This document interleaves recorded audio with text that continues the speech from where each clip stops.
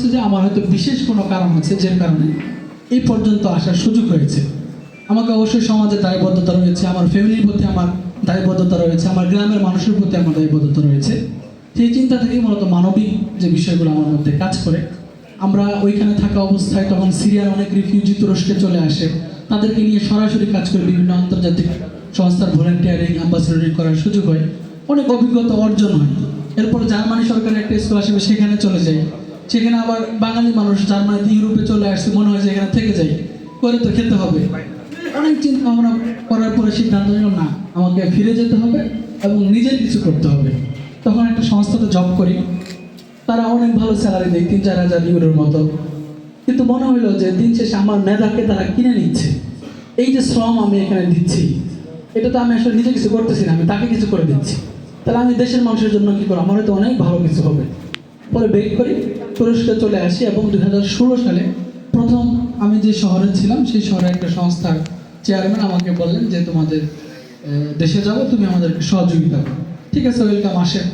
ওনারা আসলো আমাদের কোরবানিতে, ওনাদের সাথে কোরবানির প্রজেক্ট হলো, ওনাদের ভালো লাগলো, আমি আমার পারফরমেন্স যা দেখানোর ওনাদের সামনে দেখালাম।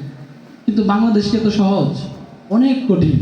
আপনাকে পদে পদে আপনাকে লাঞ্ছিত করবে, পদে পদে আপনার প্রতিবন্ধকতা তৈরি করবে, একেবারে প্রশাসন থেকে শুরু করে উচ্চ পর্যায়ে একটা লেভেল পর্যন্ত হয়। তখন যখন এগুলো কাজ করা শুরু করলাম, অনেক বড় বড় কাজ হয়, টিম আছে বিভিন্ন জায়গায়, মানুষের খুব সহজে অ্যাকসেপ্ট করে না। কেউ মনে করে ছোটো ছেলে কি, সে কী করে।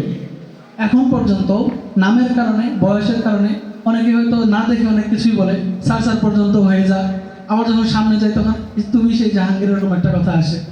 এই প্রতিবন্ধকতা আমার হয়তো মানে ব্যক্তিগত কোনো ব্যর্থতা না, সেটা আমি মনে করি যে আমার জন্য আসলে অনেক কিছু শিক্ষা ছিল।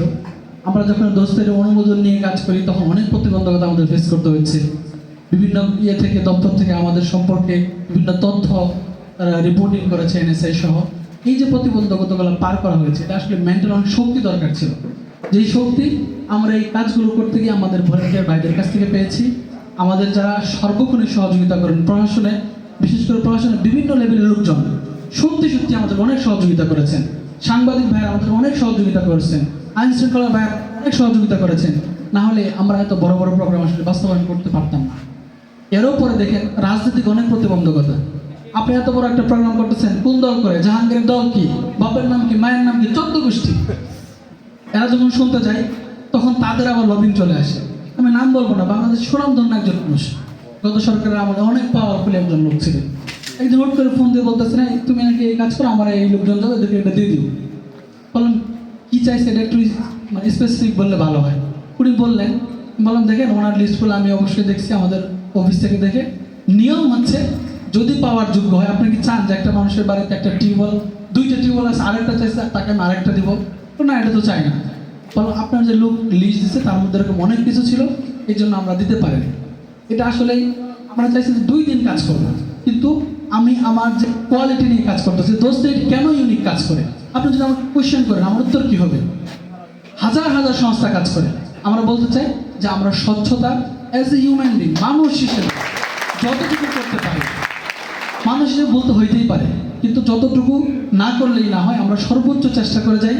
আমাদের মন মানসিকতার যথেষ্ট আপনারা আমাদের সহযোগিতা করেছেন, নিজের মনোবল নিয়ে এই পর্যন্ত অনেকের সহযোগিতা নিয়ে এগিয়ে এসেছি এবং দোস্তের আজকে দোস্তেই রয়েছে। সকলের প্রতি কৃতজ্ঞতা।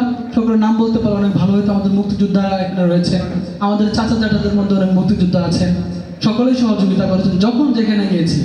এটা বিশ্বাস করি, কেউ যদি মনোবল শক্ত করে ভালো কাজ করতে যায় এবং সেটা প্রপারলি করে, সমাজের সর্বস্তরের মানুষ সহযোগিতা করে, এটা আমি বলতে পারি, কারণ আমি এটা পেয়েছি আপনাদের কাছ থেকে। আশা করি সামনের দিনে আমাদের সম্মানিত গেস্ট যারা এখানে রয়েছেন সকলের প্রতি আমার অনুরোধ রইল, কোনো ধরনের আমাদের যদি কোনো ভুল দেখেন, কোনো অসঙ্গতি দেখেন, ধরিয়ে দিবেন। আমরা খুবই ওপেন মাইন্ডের লোক, আমরা খুব সহজেই নিজেদেরকে সংশোধন করে নিব।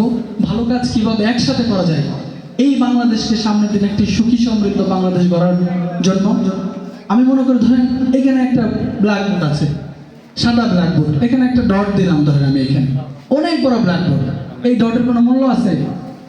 এরকম 100টা ডট যদি আপনি দেন একটা একটা করে, তাহলে কি কালো হয়ে যাচ্ছে না? আমি আমার জায়গা থেকে একটা ডট দিয়ে কার্যক্রম শুরু করেছি, এরকম অনেক ডট কিন্তু এখানে চলে আসছে। এই যে আমাদের শক্তি, এই শক্তি কিন্তু আমি আপনাদের কাছ থেকে পেয়েছি। এই জন্য সামনের দিনে আমরা সকলে মিলে বাংলাদেশ গর্ব ইনশাআল্লাহ।